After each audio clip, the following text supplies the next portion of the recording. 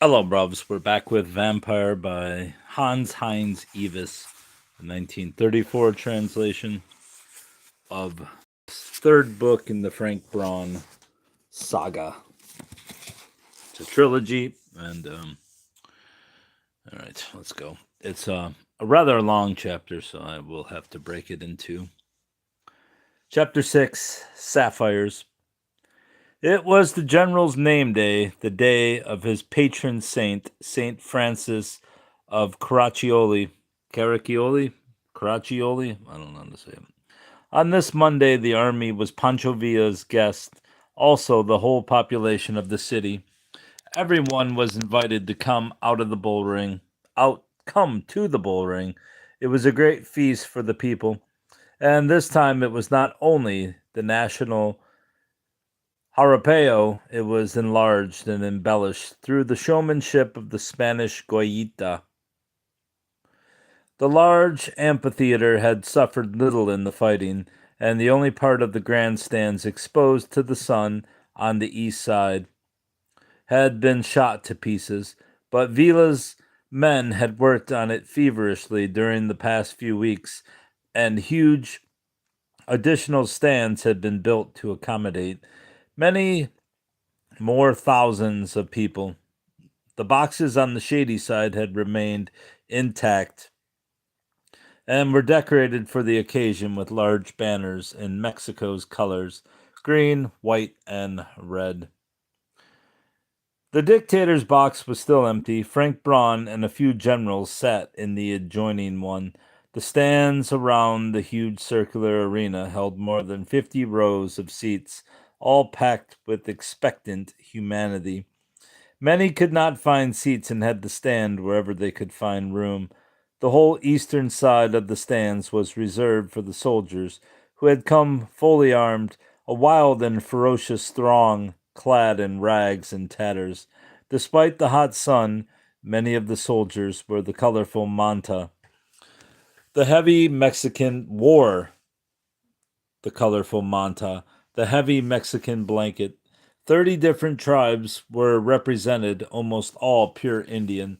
The reddish brown faces shaded by the wide brims of their huge, pointed sombreros, the dark eyes and the broad rows of sparkling white teeth furnished a vivid contrast.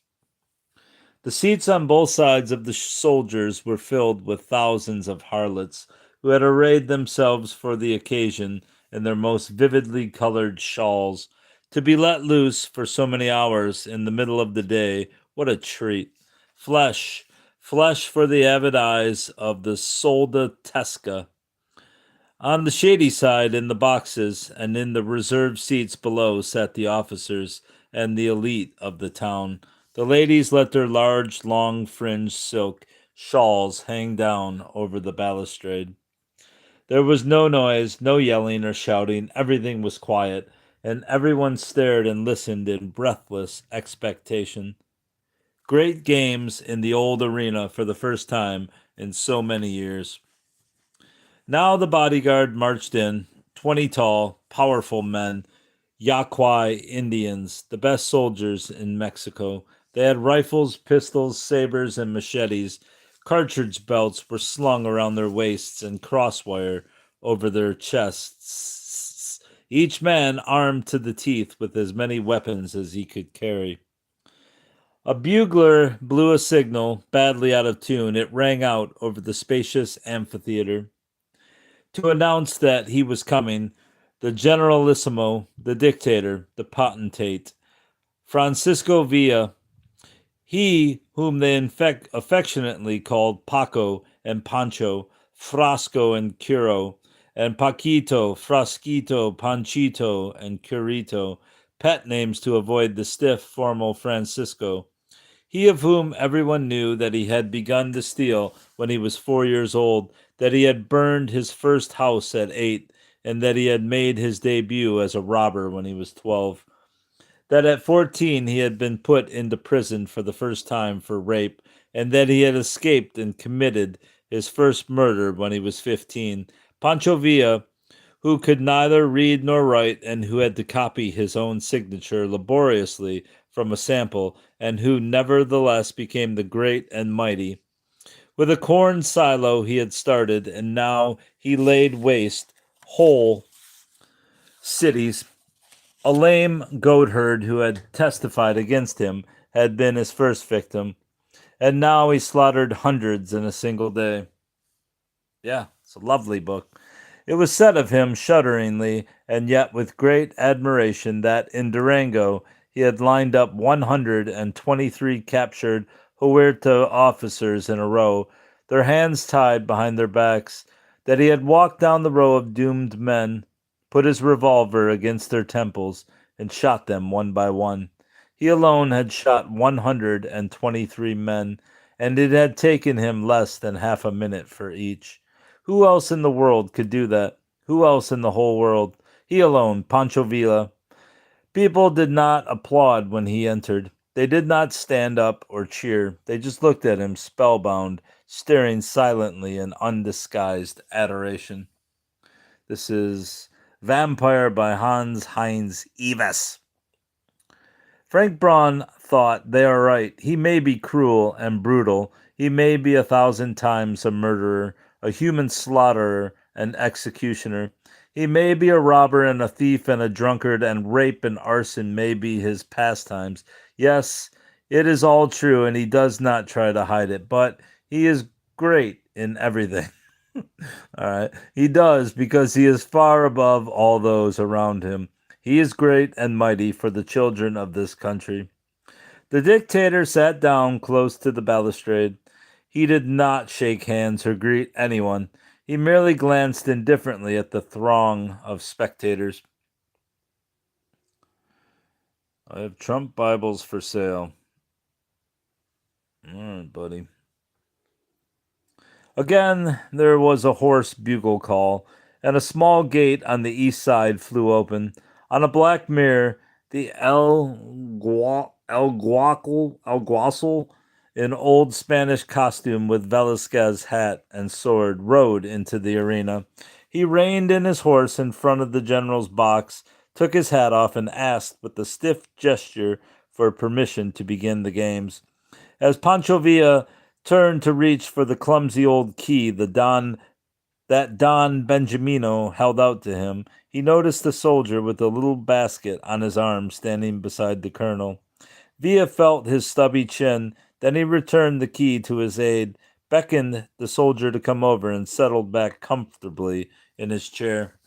The soldier unpacked his basket, taking out first the tolerably clean napkin, which he put around the general's shoulder, then a brass basin with a semicircular opening for the neck, and a small pitcher with water. He poured water into the basin, added soap, and began to work up a ladder. Yeah. Ah, the Generalissimo was getting a shave. Colonel Pearlstein came over to the partition between the two boxes and shook hands across it with Frank Braun. Usually he shaves every Saturday, he said in a low voice, but he was in such a bad mood yesterday that he kicked the man out of the room. So I brought the barber today. You will see, the general gets more friendly as soon as he is freshly shaved. The soldier put his basin against the dictator's neck and began to lather him, without any haste, thoroughly, with a good professional flourish. The general held still, but suddenly he sat up, and the soldier clearly withdrew his basin just in time. Thirsty, Pancho Villa said. A large tumbler was filled with yellow agave brandy, and handed to him. He took a gulp, rinsed his mouth, and spat the stuff over the balustrade. Then he took a second gulp, leaned back, and half closed his eyes.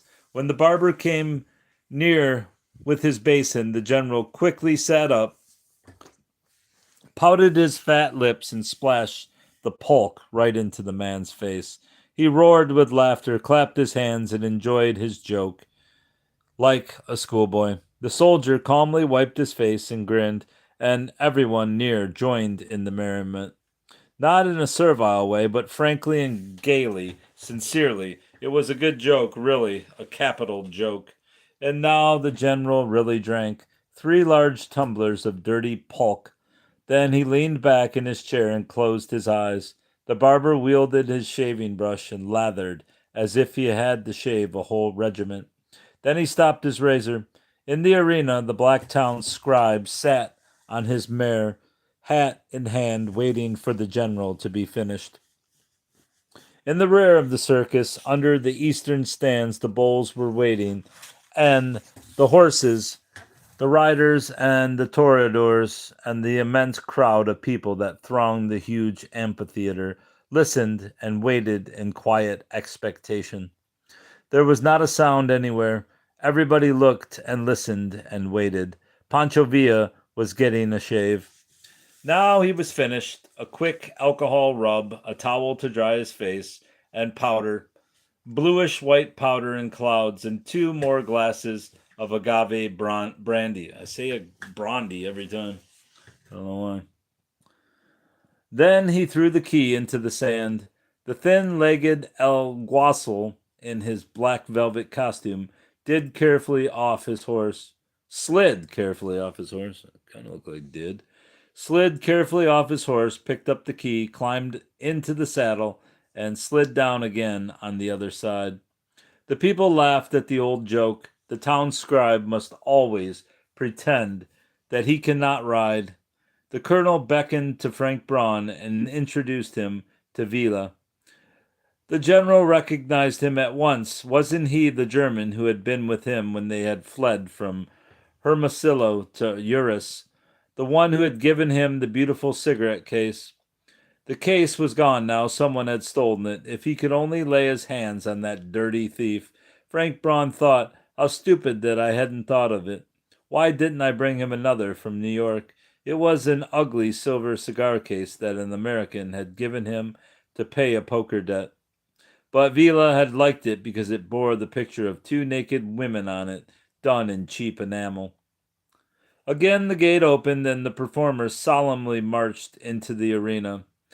At the same moment, a band started to play from behind the boxes, making a blurred noise.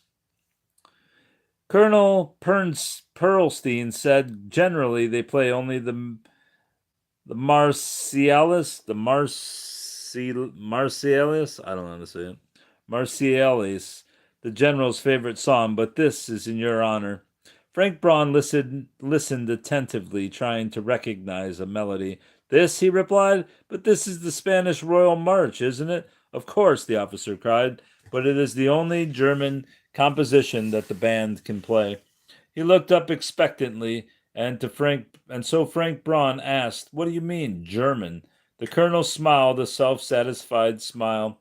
Don't you know who composed that? I know. It was a Prussian king, Frederick the Great. Frank Braun looked surprised, but Don Benjamino nodded emphatically. Yes, it is really true. Ask about it when you get back to Europe. And believe me, the Prussian king will soon take the place in Villa's head that the Marats and Robespierres have held thus far. The performers in their colorful costumes paraded slowly around the arena. First came the town scribe in his black velvet suit, and behind him, mounted on heavy, clumsy horses, a few picadors with long spears and round felt hats that looked like the basin of the general's barber. Next followed a group of performers on foot, led by a man in a white costume who took the part of Don Tancredo.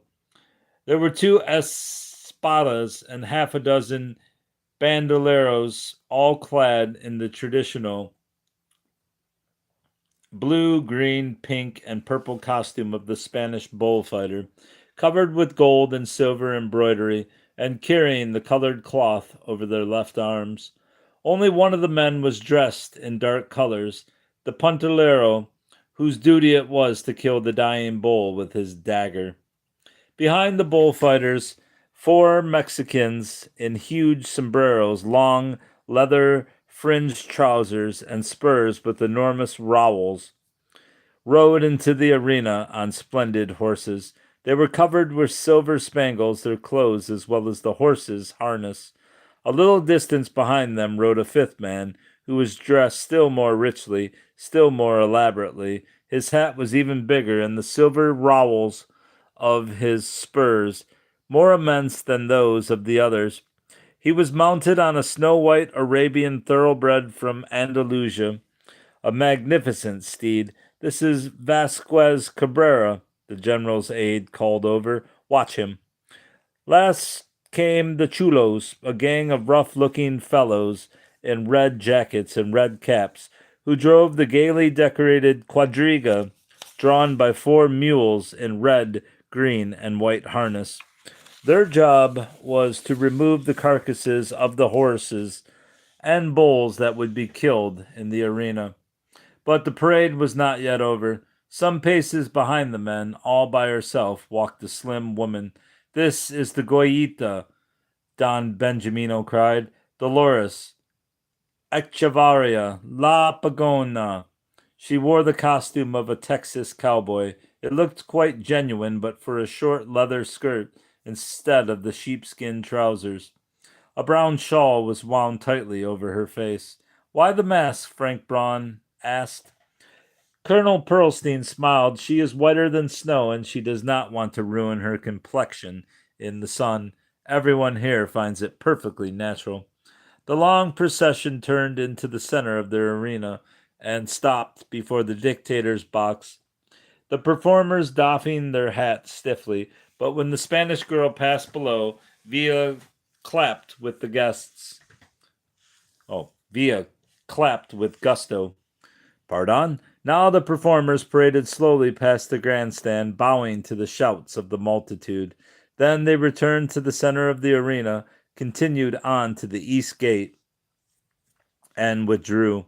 The chulos rolled the white wooden bucket into the ring and placed it bottom up. Don Tancredo, a dazzling white figure, his costume old Spanish, like that of the alguacil, except for the color, and even his face covered with chalk, made a majestic entrance. He climbed upon the tub, and there, arms folded, he stood like a statue hewn from marble. The first bull was led into the arena. He came on in a ferocious charge. His horns lowered, but the usual thing happened. Inches before the motionless white figure, the beast came to a sudden stop. He lifted his head, sniffed. No, it was not alive. He swung his head around, glowering at the hushed spectators, swishing his tail and pawing the sand angrily. This was the regular procedure, the way every bullfight in Mexico must begin. On this occasion, something special happened. In honor of the dictator and to the vast delight of his subjects, Don Tancredo leaned forward, caught the bull by the tail, and gave him a kick in the rump. The startled animal wheeled around, facing this suddenly alive adversary. He retreated a few steps, setting himself for the attack. With not a moment to spare, Don Tancredo jumped down from his pedestal, which, an instant later, was thrown high in the air by the bull's horns. Again the bull stopped short. The thing that had so strangely come to life was running away. Furiously he gave chase, but Don Tancredo doubled back on his tracks like a jackrabbit and reached the fence. Holding on to the planks, he drew himself up and sat astride them just as the powerful beast crashed his vicious horns against the wooden boards. "Caramba!" Pancho Villa laughed. "He almost got him." The crowd cheered frantically. 2 bullfights followed. A few picadors were thrown from their horses, and the bull's horns slit open the bellies of half a dozen horses, tearing out their guts. Then followed the performance of the bandoleros, who used only firecrackers today, also in honor of the dictator. The firecrackers were attached to short banderillas and went off as soon as the hooks gripped the flesh of the bulls, which were made still more ferocious by the detonations and the flames. And finally came the espadas, who performed bravely in approved style with sure, well-aimed thrusts. "They are all amateurs," the colonel explained. "Soldiers?" Frank Braun asked. "Indians?" "Oh, no, not a single one," the officer answered. "There isn't a single Indian amongst them. This is not their line. That takes Spanish blood. But wait, it will be the Indians' turn in a minute. They haven't so much style, but they have muscles and nerve. Or he waved his handkerchief, and the bugler blew the familiar hoarse signal. The jarapeo began. 4 Mexican vaqueros showed their skill in lassoing wild bronchos from the llanos and riding them until they were tamed. After this preliminary exhibition, the Mexicans drove the tired bronchos out of the arena, mounted their thoroughbreds again, and chased raw mustangs around the ring. Now the others fell back, and the Arabian mare of Vasquez Cabrera alone galloped into the arena. Howie rode her. His spurs never touched her sides. He pressed the tips of his shoes inward and the heels out. The reins lay slack on the pommel, and he merely called out some strange word to her or clicked with his tongue. The white mare cantered up to one of the mustangs, keeping abreast of him, while her rider leaned over, gripped the brown mane, and suddenly swung himself onto the broncho's bare back. He rode him without reins, without whip, only by the iron pressure of his thighs. The Andalusian thoroughbred led the pace, and Vasquez followed, keeping his mount close to the green, white, and red boards. Then he swung back to his own horse, and still again back to the sweating mustang. Back and forth while the horses kept galloping round and round the arena at a mad pace, like little toy horses in a game. Vasquez whistled, and his white horse turned instantly and trotted to the center of the ring.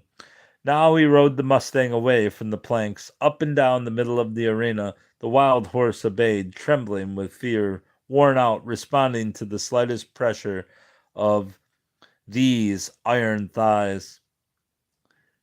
Vasquez jumped down and waved his hat as the crowd shouted and cheered. The thick-set, bow-legged man walked clumsily over the sand in his leather chaps. He is no joy to behold on foot, the colonel laughed. He belongs on a horse.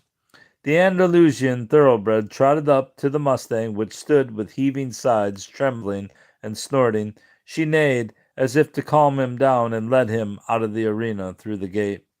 All alone, unassisted.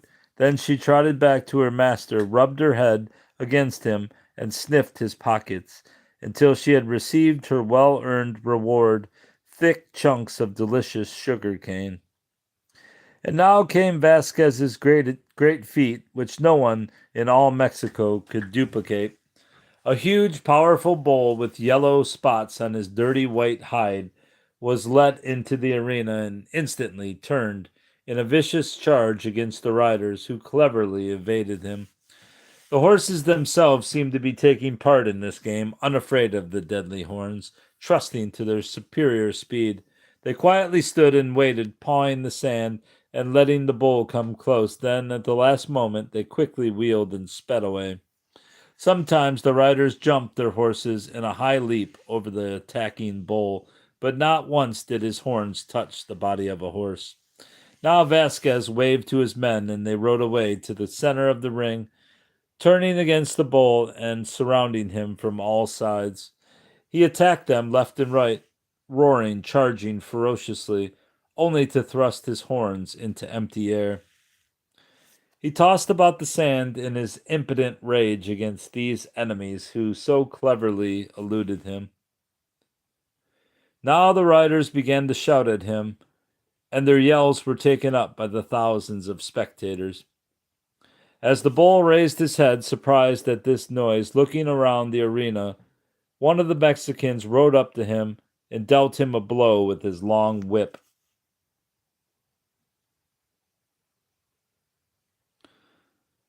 The bull leaped forward and buried his sharp horns in the sand. On all sides the whips whirred through the air, hissing and cracking and crashing. And now suddenly the courage of the beast broke. He fled, ran through the arena, but after him chased the storm of whips, whizzing, swishing, cracking, whirring through the air. Now they were chasing the bull along the planks, as they had been chasing the horses before. Hoy, hoy, and corre, corre! Again the four riders fell back, and again the Arabian mare alone galloped up to the bull. She was a few hundred yards behind him, galloping at full pace, her head stretched forward, one straight line from the nostrils to the tip of her magnificent tail. Her legs were stretched out so that her sides seemed to be touching the sand that she kicked up with her hoofs. Vasquez sat in the saddle with his legs dangling, but with his head and chest bent forward. The mare gained swiftly on the bull. Now her nostrils were close to his tail. Now her neck was against his thighs. Now her body was parallel with his. With a sudden jerk, Vasquez lifted himself in the saddle, turned, bent back. Both his hands reached out and held fast. The thoroughbred shot ahead as her master gripped the bull. He had caught the bull's tail and he held on to it just for an instant, but long enough to wheel the powerful beast around, throw it down, and turn out into the arena. The bull fell, turned over, and rolled in the sand. This bull, that weighed more than 700 pounds, had been forced down by its tail, forced down by two human hands. That was Vasquez Cabrera's masterpiece. Is he a Yaqui? Frank Braun asked, trying to make himself heard above the shouts and the tumultuous applause of the enthusiastic throng. No, the Yaquis can't do that. They are a mountain people, Don Benjamino answered. Vasquez is a Maya from Yucatan. He does not belong here. He just came up from the south for the occasion. 3 weeks ago, he worked with his men in Jalapa before Carranza. He does not perform often, only a few times a year, and at very high prices. But he works everywhere, before friends and enemies. Whoever is willing to pay his price, he is the only man whom nobody in all Mexico would harm. Again he waved his handkerchief, and the band played for a second time the Spanish Royal March, and to the strains of this march, La Goyita strode into the ring. Frank Braun had often seen performances on farms and ranches in Texas and Coahuila, I don't know how to say it, that were similar to what La Goyita did. He had seen it done in a more refined way, more elaborately, but less colorfully and cheapened on many vaudeville stages. The rope throwing of the cowboys. The rope throwing of the cowboys and vaqueros. What? No. The rope throwing of the cowboys and vaqueros. But it looks so much gayer here in this colorful rodeo, although her fringed leather skirts smacked of vaudeville, and although the ugly brown veil made her head appear like a large wooden egg. She went through the whole school, throwing circles, ovals, and spirals, drawing figures in the air and in the sand. Then she swung her arms over her head and threw the whirring rope about her like a cloak. She made one of the Mexicans ride through the arena and threw her lasso at a distance of 150 feet, tearing him from the saddle. She let another man stand at a considerable distance from her and tied him securely and expertly by throwing a rope around his legs, wrists, arms, chest, and throat. She tied him from a distance with nothing but a single rope.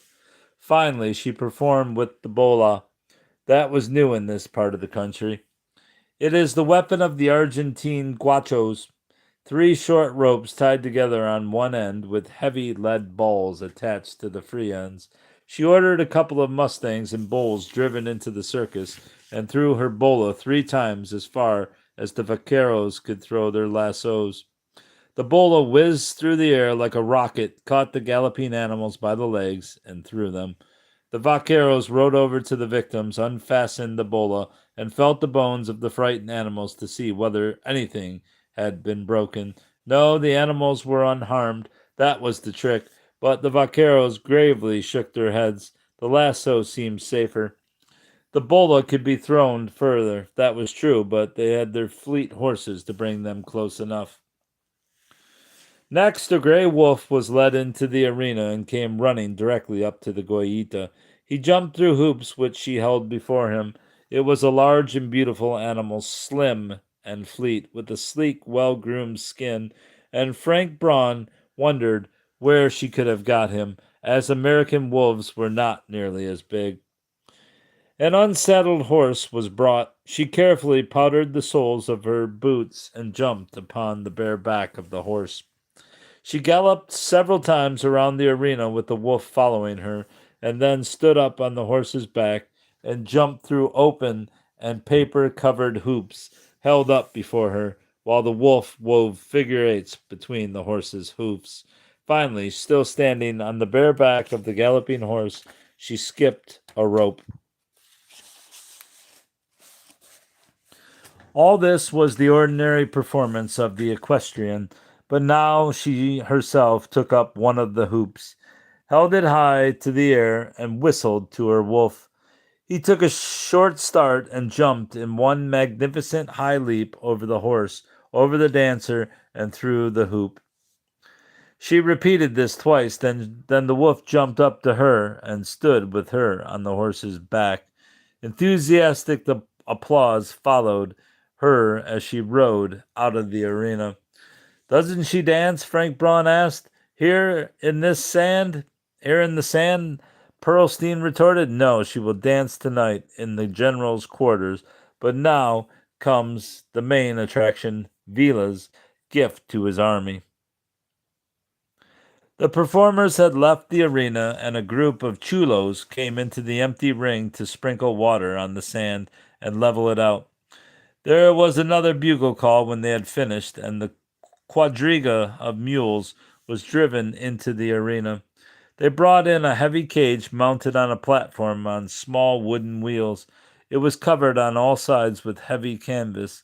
The chulos placed it exactly in the center of the arena, and one of the attendants reached under the canvas. One could see that he was pulling back a bolt. Then the men jumped aside quickly and hurried their mules over to the east gate. There was the breathless pause of expectation in the great amphitheater. What was in the cage? It must be something dangerous, and Frank Braun noticed that all around the arena soldiers were posted 10 yards apart, aiming their rifles over the red boards at the covered cage. Nothing stirred behind the canvas, not a sound. For a few long minutes everything was still. Slowly, painfully slowly, the canvas moved. It was not the wind, no. Something pushed and stirred beneath it. A yellow paw appeared, and behind it a round whiskered head. Oh, a tiger, a tiger. The animal crept slowly out from under the canvas, lifting it carefully and deliberately, walking forward step by step. What an animal! Who of all the thousands in the rodeo had ever seen anything like it? They did not shout, not even the women screamed. They opened their eyes and mouths wide and stared, fascinated by the wide, dazzling beauty of the beast. Again a bugle call, and a black bull rushed into the arena. He galloped into the center of the ring, heading straight for the heavy cage, which he knocked over with a single thrust of his powerful horns. The tiger leaped aside with one spring, then crouched down, ready for the attack. Now the bull caught sight of his opponent and again lowered his horns menacingly. It looked as if he were going to rush at the tiger instantly, but he hesitated, lifted his head slowly, and pawed the ground with his forelegs, throwing up the sand behind him. The two beasts were facing each other. Both were creatures of attack. The strength of one lay in the leap, that of the other in the thrust. But the bull was the one the crowd knew. He was their symbol of strength and courage, and he had to begin the attack. Both seemed to be measuring each other's strength. The big cat quietly crouching and waiting, the bulls impatiently, nervously. Whenever the bull stamped the ground, raising and lowering his head, the tiger answered with a warning, ominous snarl, a deep, dark, fearful sound. They stood eye to eye, uncertain what to do, waiting. The bull is scared, the dictator hissed, but the crowd still waited. There was not a sound in the amphitheater. There was only the oppressive, almost suffocating silence. Suddenly, the black bull wavered. Slowly, he turned his head and walked away, step by step, never taking his eyes off the tiger. But when he was at a safe distance off, he raised his horns and trotted over to the fence. One shout, one tremendous shout of 10,000 voices rose up. Al fuego el toro! The general's aide waved his handkerchief. The gates of the arena were opened, and two white cows with tinkling bells were let in. Scarcely noticing the tiger, they made straight for the bull. One on each side, they led him gently back to the stable. The Indians roared with laughter. Their anger at the cowardly bull was gone. They saw only this amusing picture. Las mujeres, they screamed. He likes petticoats. Jokes were bandied between them, and the women who screamed and howled with delight. Now it was they who held the stage. Fat cows leading the strong bull to the stable. Afternoon shadows had begun to fall over the arena. No one was paying any attention to the tiger, who now slowly got to his feet, turned around and quietly lay down again. Once more, Colonel Pearlstein took out his handkerchief. I thought so, he cried gaily. The cowboys picked out a splendid bull. He was the most peaceful one in the whole herd. Besides, he was blind in one eye, lazy, and a coward. He played his role beautifully, better than I could have possibly expected. He waved, and a bugle signal answered. But now watch, he continued. Now we will have a different kind of bull. Again, the gate was opened, and a magnificent bull stepped into the arena. He walked in slowly, then stopped, lifting his head and blinking as he accustomed his eyes to the light. On the side where the woman sat, a piece of colored cloth fell over the balustrade and down into the arena. A soldier jumped across the plank to pick it up, but the bull roared as soon as he saw him, as if he were saying, "This place is mine." He rushed toward the intruder, who quickly climbed back with the cloth. But this bull did not crash against the planks in a clumsy attack. He lifted his horns in the midst of his charge, and in flight scaled in a high leap the 6-foot fence. Then he ran around in the narrow corridor, chasing everyone before him, soldiers, bullfighters, cowboys who had to run for their lives. The chase went around the arena in the narrow corridor of planks until, under the dictator's box, one of the bullfighters closed the door which shut off the corridor, and at the time opened a new gate into the arena. The bull rushed out into the circus and stood again on the sand, which he claimed as his domain. Maybe this water will wake me up. But now he noticed the tiger in the center of the huge arena. He did not run or rush at his opponent. He walked forward, calmly, step by step, his head half lowered to the ground, his eyes on the tiger, his sharp horns pointing straight forward. 10 feet from the big cat, he stopped.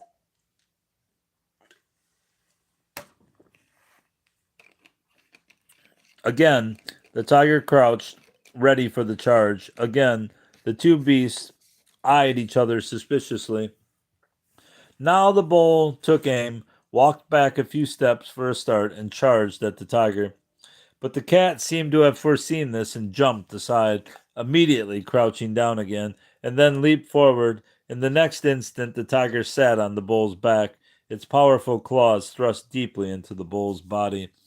But this lasted only for an instant. The next second, the two beasts were again apart.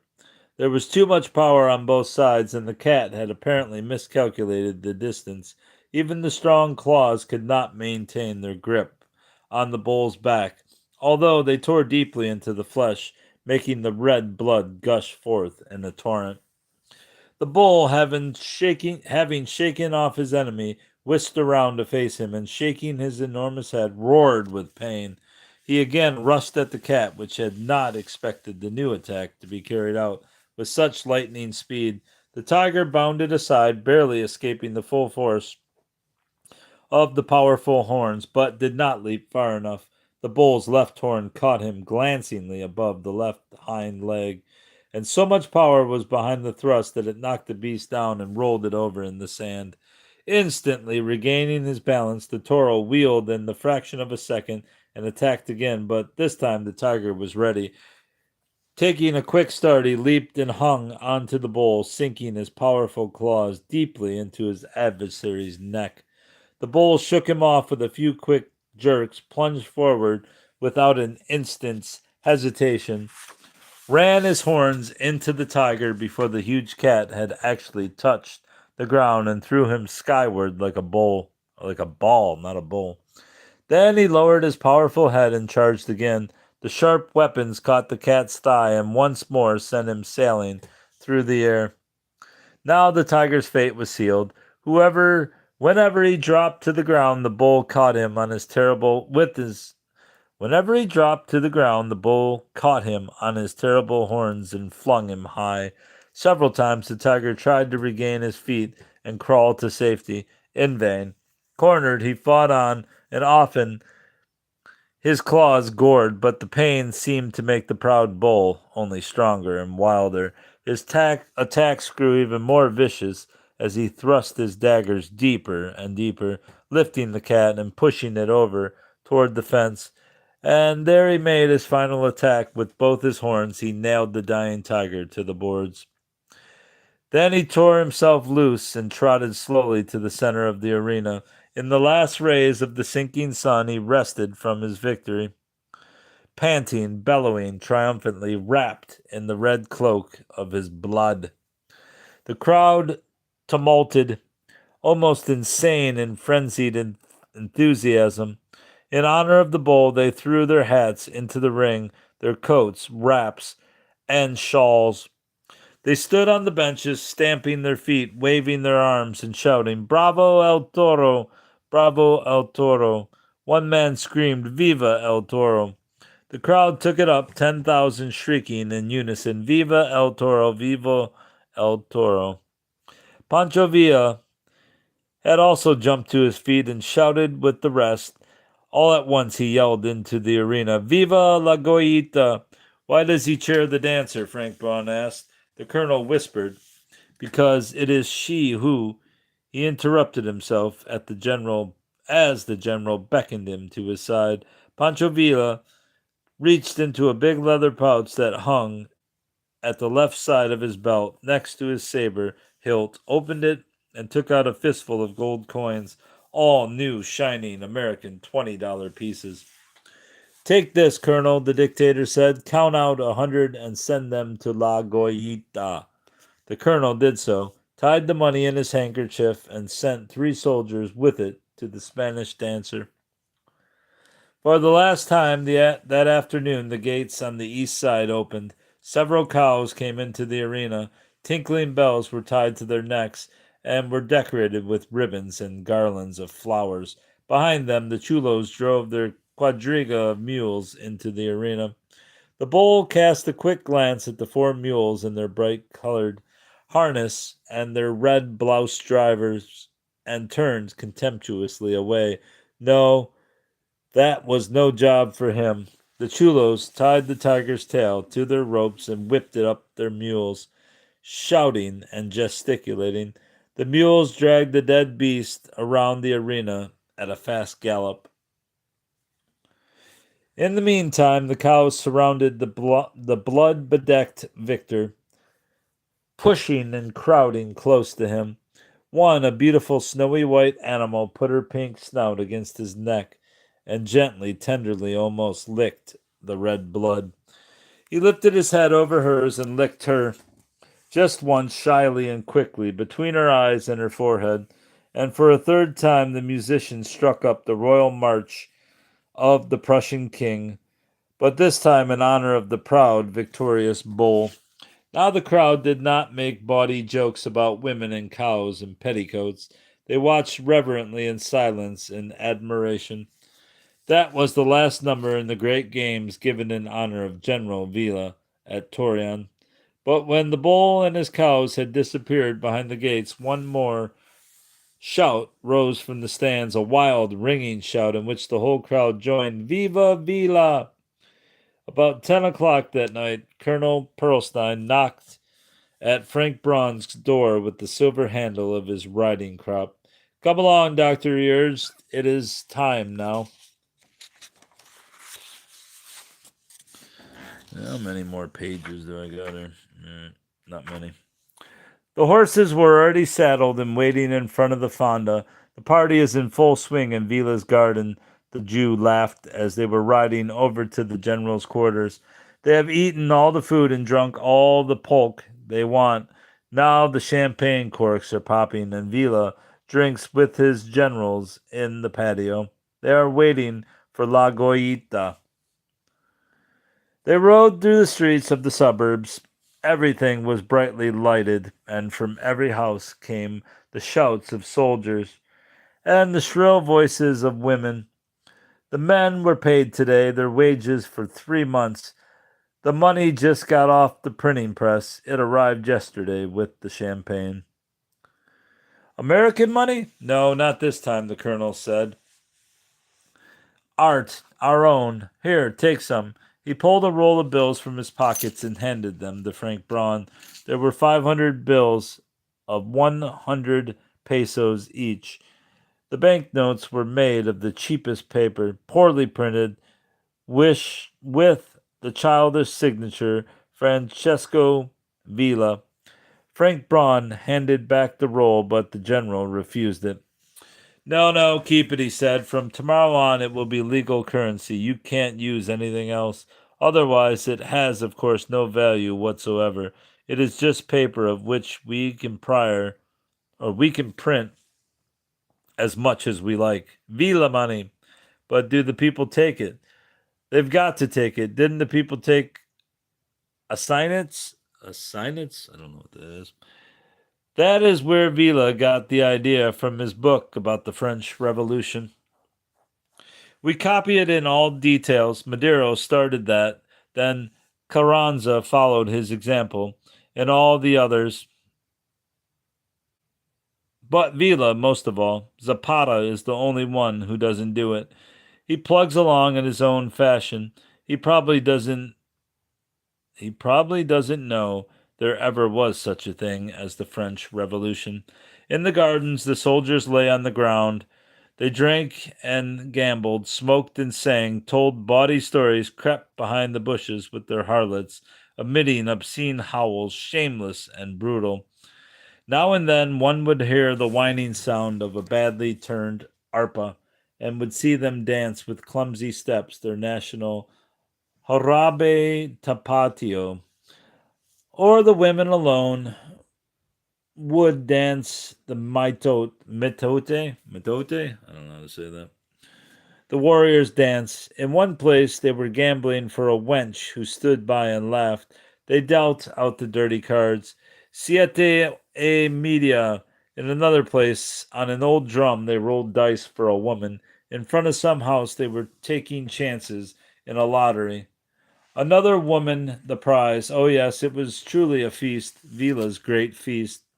Frank Braun and the colonel dismounted at the hacienda and walked through the house, into the patio, the open, square courtyard which the Mexicans, with naive taste, had decorated as a ballroom. Mattresses wrapped in colored cloth were spread on the floor of the colonnades, with a few wicker chairs and old rocking chairs arranged between. Garlands of leaves with red, yellow, and blue paper flowers were strung between the pillars. Carbide lamps were hung high up the walls, casting a bright, glaring light on the scene, almost obliterating a few Chinese lanterns that had been hung under the balconies. Here Vila was drinking with his generals and colonels, and with painted, half-naked women. It was exactly the same picture as outside in the gardens. Here, too, the men stood and sat and squatted on the floor, smoking, drinking, singing, making lewd remarks, pinching the women on their buttocks as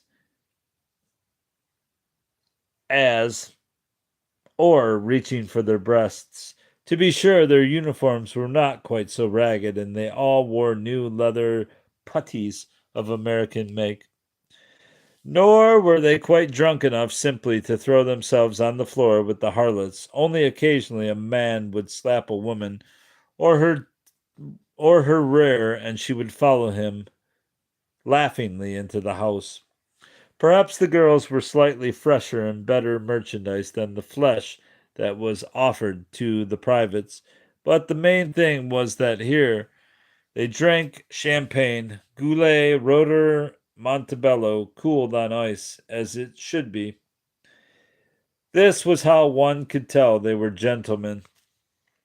Haven't you anything you could give the general for a birthday present? The colonel asked in a low voice. It would flatter him. Frank Braun felt in his pockets, but they were empty. There was the little knife in his shirt pocket, but what good was that to Vila, for whom every knife had to have at least the length of a good machete? Damn it, why had he not thought of something? Then he remembered the revolvers that his secretary had packed for him. I will ride back for them, he said. Don't bother, the colonel said. I will send one of my Yaquis. You can trust him. Give him your room key and tell him what to get.